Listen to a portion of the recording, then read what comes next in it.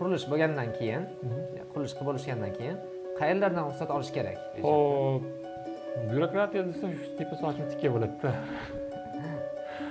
Hop, to'g'risi bu haqda to'liq ma'lumotga ega emasman. Shuning uchun, lekin men bilganlarim mana qurilishdan, yo'l qurilishidan ruxsat olinish kerak, davlat yer kadastridan ruxsat olinish kerak, suv oqovadan ham ruxsat olinish kerak, suv счетчиклari o'rnatilishi kerak. Bularda ham o'ziga yarasha qanaqadir byurokratik talablar bor o'ziga yarasha va hokazo. Endi yer tagidan turib o'tgan bo'lsa, shular yo'q.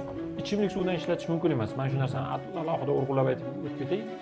Moyka uchun, avtomobil yuvish shoxobchasi uchun ichimlik suvdan ulash mumkin emas. Taqiqlangan kattagina jarimasi bor. Yana bitta narsa, avval moykamni qurib olay, keyin hujjatlashtiraman deyish mutlaq noto'g'ri. Avval hujjatini cho'tki qilib joy-joyiga keltirib oling. Men nechta bitta moykalarni bilaman. Moykani yo'lni yuzidan bir zo'r joydan qurishyapti, 3 oy ishlatishyapti, daromadi chiqar-chiqmas buzib tashalyapti. Bunaqa tushib qo'ygandan ko'ra avval hujjat joyiga keltirib olib keyin qurgan yaxshi.